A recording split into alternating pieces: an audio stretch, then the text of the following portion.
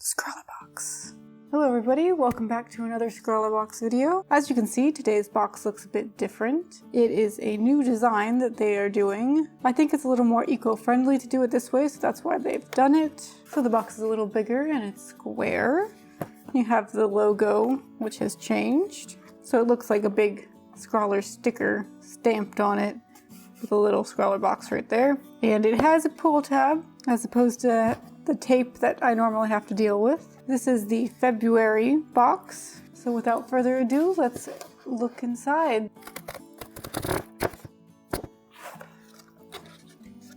Ooh, that is a nice reveal. They have on the inside of the box, Scrawlrbox with the Scrawler Challenge. The first thing that pops out is this little booklet. Nope, it's a sketch pad. So we got a cute little sketch pad. Pretty thin paper. So it looks like Back Pocket is the manufacturer and they have teamed up with Scrawlrbox for this little sketchbook. And it says create more, some pretty flowers and stuff. Next we have the featured artist artwork. It looks like it's someone who does lettering or typography. I think that's what it's called. I'm not super sure. All I know is I am not good at this. I feel like you need a ruler, but there's always these videos of people doing it on Instagram and stuff, and they're not using rulers, they're just getting it done the first time. I don't know how. So the artist is Rob Draper. He's a UK artist, and down here is his Instagram and website. It looks like we have some chipboard or cardboard for the paper this month. It's pretty thick. And we got 2 of them. It's a very monochrome color scheme going on here. And I can see inside the box it says some more stuff, which I will check out before opening this package. So it says keep scrawling with another hashtag, Scrawlrbox. So it looks like Scrawlrbox has teamed up with 1% for the planet and treesforthefuture.org. And it says we are committed to giving back to the planet. For every box sold, we will plant 1 tree in association with Trees for the Future. So as I was saying before, this is a more eco-friendly approach. Now let's check out what's in this little package. It's a pretty full package. Looks like this has fared better in the mail than the other ones. We've got a sticker. So here's the Scrawlrbox sticker. It's got sort of coat of arms type design. It's those leafy designs you always see on coat of arms, so that's what I automatically think of. I do not know what they're called. For some reason, I'm thinking filigree. But the only time I've heard that term is when looking at rings. So I don't know if it's actually the correct term for the design, but very pretty. Oh no, we have been glitter bombed. So we have gold glitter. It does look like at least this is an eco-friendly glitter, and as it says, non-toxic. And it is compostable. Plant-based, 100% compostable, recycle after use. Culturehustle.com. 5 grams of gold dazzle. The world's glitteriest plant-based... I can't speak today. The world's glitteriest I keep saying it. Okay. The world's glitteriest plant-based glitter. So since there's glitter, I'm assuming we should have some glue inside the package. I was correct. Interesting. I've never seen a glue stick like this. It's not a glue stick, it's a glue pen. I do not have a glue pen, so that is good. So it's called Stick It by Dough Crafts. Precision. I can't say precision. Precision. It just sounds wrong to me today. Precision. That's why. Precision. Sticky glue pen. Strong PVA. Dries clear. And it is permanent and non-toxic.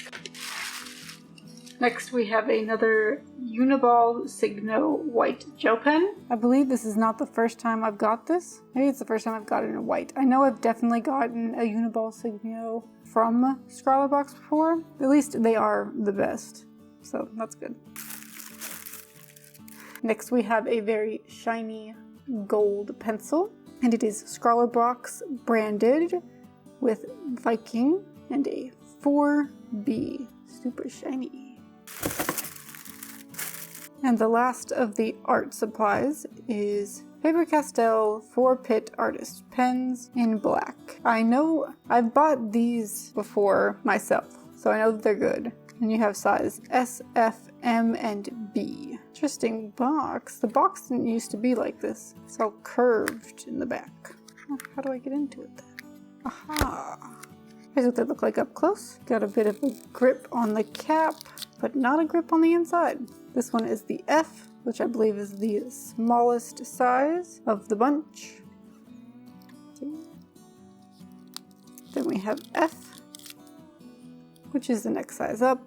One step more is M, and then last is B, which I believe stands for brush, and it is the largest size. I know that of the ones I've bought, my favorite size was B. And then last, we have the candy. A chocolate gold coin. So cute. When I was in school, I always used to like drawing cute little skull and crossbones on my stuff.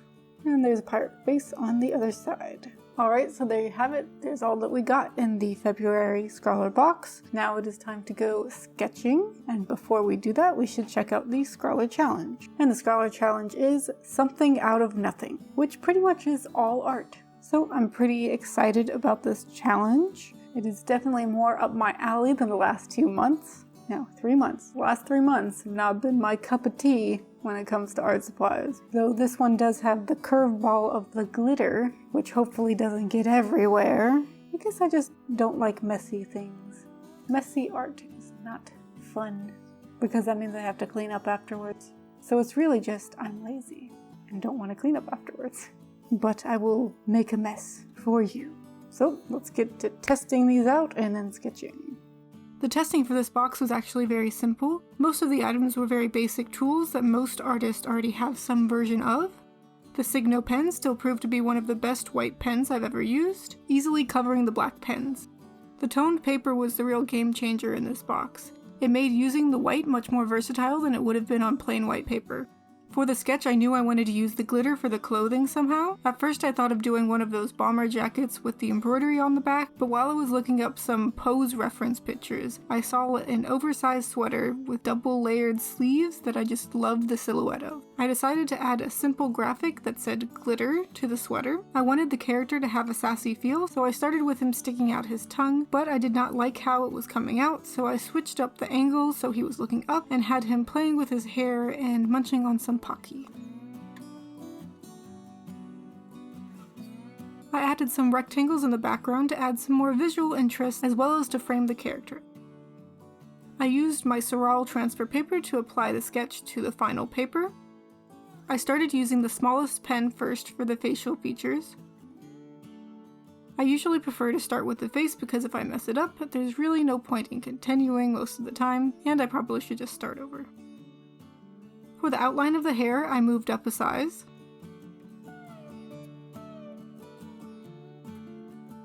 Then went back to the smaller size for the inner strands.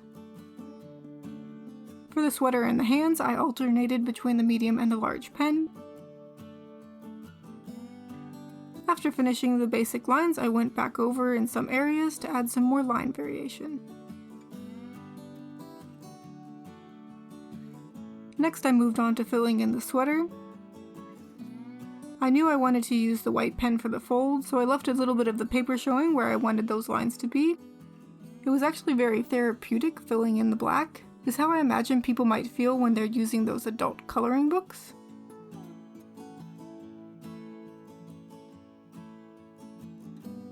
To create the shadows, I added some hatching.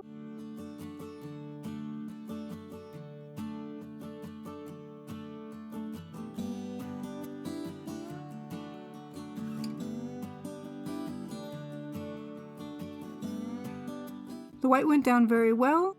I used it for the lines in the sweater as well as to make the outline around the character.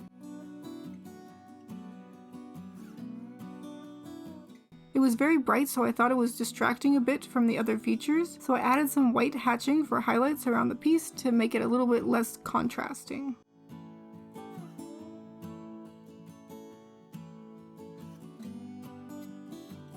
The white pen did not have much line variation, so I went back over in some areas with the brush pen to taper off the ends or to make it a bit thicker.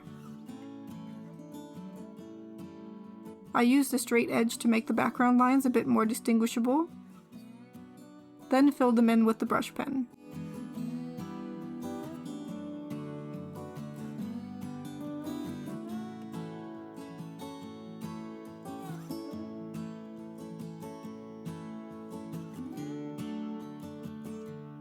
I finished the white outline around the character and then touched it up a bit with the brush pen.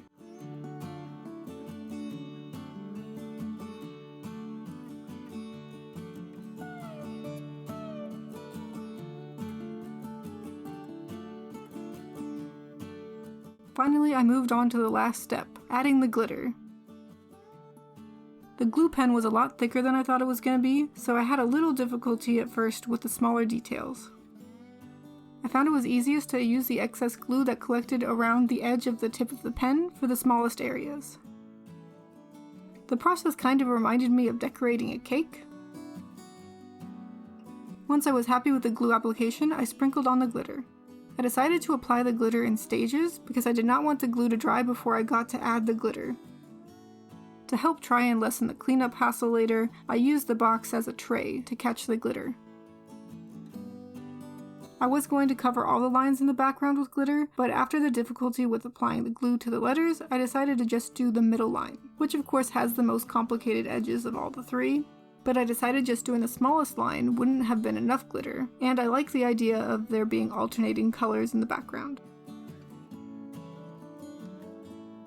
After letting the glue dry for a while, I went back and scooped the edges with my fingernails to straighten them up a bit, and to uncover some of the edges that were covered.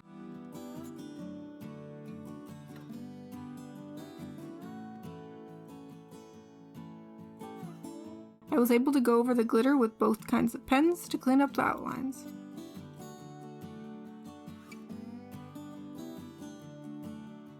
I found it was easiest to remove the excess glitter with a paintbrush, though it was a bit frustrating when every time you cleaned a part, you had knocked loose some glitter in another part.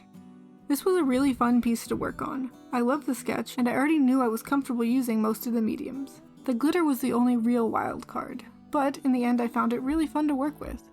You can never really get tired of those great reveals when you tap off the excess glitter. I think the glue pen really helped when working with the smaller details, though it was still a bit of a learning curve. Anyway, I loved the end product. But let me know what you guys think in the comments. If you like this video, hit the like button, and if you want to see more like it, consider subscribing to my channel because that'd be awesome. Thanks for watching and see you again next time.